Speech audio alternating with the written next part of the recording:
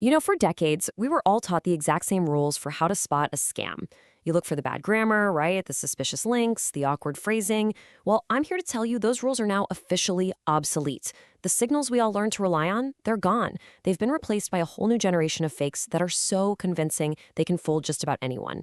So let's trace this evolution of deception to really understand how we got here and, more importantly, what we do now.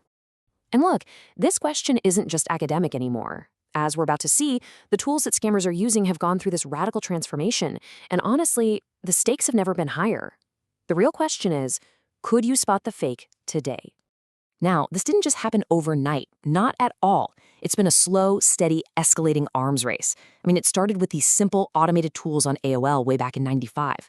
Then we moved into the era of manipulative phone calls. But the game completely changed in just the last couple of years with AI that can clone a voice from a tiny 3-second clip. And it all culminates in this jaw-dropping deepfake video call that cost one company $25 million. So let's rewind a bit. Let's go back to the beginning, to what I like to call the age of bad grammar. This was a time when a scammer's own mistakes, that friction in their process, that was actually our single best line of defense. For something like 20 years, security training was, well, it was pretty simple. We were all taught to be these little digital detectives, right? Looking for the clues, the misspelled word, the email that starts with "Dear Sir" or "Madam," the sentence structure that's just a little bit off. These were the telltale signs that something was very wrong. But here is the crazy twist, and this comes from research out of Microsoft back in 2012. That bad grammar, it wasn't always a mistake. It was actually a strategy. Think of it like a filter. It was designed to repel anyone who had even a healthy dose of skepticism, leaving only the most vulnerable targets to actually reply. In a way, the scammers were getting the most promising marks to select themselves. It's brilliant in a terrifying way. So after mastering mass email, the next logical step in the evolution was to add a powerful new weapon to the arsenal: the human voice. This is the moment the game shifted from passive deception in an inbox to active personal manipulation right over the phone. And they didn't just call it random, they used this ruthlessly effective script. It always starts with the hook, a call from Microsoft about some so-called errors on your computer. Then they give you the proof. They walk you through perfectly normal system logs on your own machine and convince you it's a sign of a virus. From there, they get you to install remote access software, and finally, they go for the payout. It is a masterclass in psychological manipulation, step by step.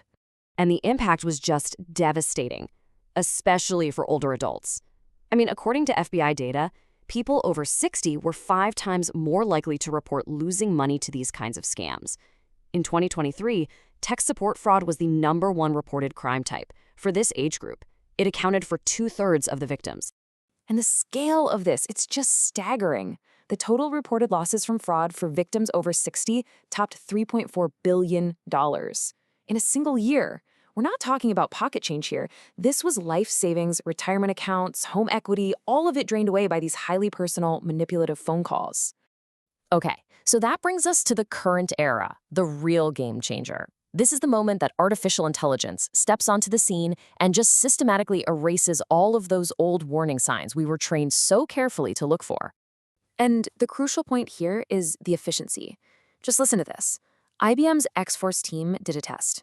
It took their human experts 16 hours to craft a really convincing, targeted phishing email. An AI did it in 5 minutes. And not only that, the AI-generated email was almost just as effective. The cost and the skill required to launch a sophisticated attack just plummeted to basically zero. So with AI now able to clone voices, phone scams just exploded. CrowdStrike tracked a massive 442% surge in voice phishing, or vishing, in just the second half of 2023. All of a sudden, that human bottleneck, the need to have a real person on the phone, it was just gone. And this all leads us to the Arup incident. It's chilling. A finance worker gets a suspicious email, and he does the right thing. He asks for verification. So he gets on a video call with what he thought was his CFO and other senior colleagues. But they were all deep fakes. And because it looked and sounded real, he was convinced. He transferred $25 million. This is the new reality. So you have to understand, scammers are absolute masters of exploiting context. And right now, there is no better hunting ground for them than professional networking sites like LinkedIn. It's a place where our normal guards are down and our professional habits can be turned right against us. And one of the most insidious scams born from this is called pig butchering. It's a long con. It starts with a super friendly message from a recruiter on LinkedIn. Then the conversation quickly moves to an app like WhatsApp. They'll offer you a simple little gig, you make a tiny bit of money, and trust is built. Then, over weeks or even months, they groom you into making larger and larger crypto investments on a fake platform, right before they disappear and steal everything. And the payoff for these scammers it's astronomical. Globally, these highly personalized, psychologically devastating scams are estimated to have pulled in nearly $10 billion in 2024 alone. This isn't just a scam anymore. It's a massive industrialized criminal enterprise. Okay, so the threats have clearly evolved. That means our defenses have to evolve too. The old rules are broken, so let's talk about the new rules for staying safe in this crazy new landscape. This brings us to the single most important new rule. You have to burn this into your brain. Verification must happen on an independent channel. Never, ever, ever use the phone number or the email or the link from a suspicious message to confirm if it's real. Always go find that contact info yourself from a source you already know and trust. Now here is a beautifully simple, low-tech solution for a very high-tech problem: pre-shared code words.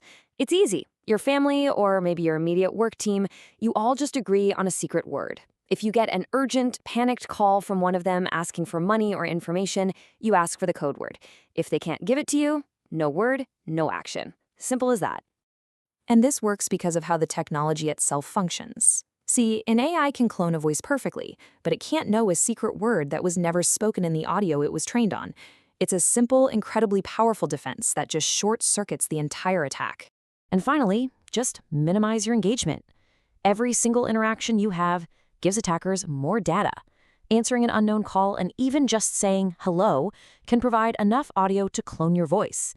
Replying to a text, even to say wrong number, confirms your number is active. The best defense is often to not engage at all. Let it go to voicemail. Don't reply. So let's just put it all together. The shift from then to now is dramatic. The old signals we all relied on, bad grammar, awkward colors, obviously fake emails, they've all been replaced by this new reality of flawless AI text, real-time cloned voices, and even deep fake video calls on platforms we trust. So here's the key takeaway. All of those old friction-based signals, technology has completely eliminated them. They are gone. The new defense is no longer passive. It's not about just spotting a pattern anymore. It has to be an active, deliberate process of independent verification for any request that involves money, data, or access. The technology of deception has fundamentally changed. The attackers have upgraded their tools, their tactics, and their reach. The only question left is, have you?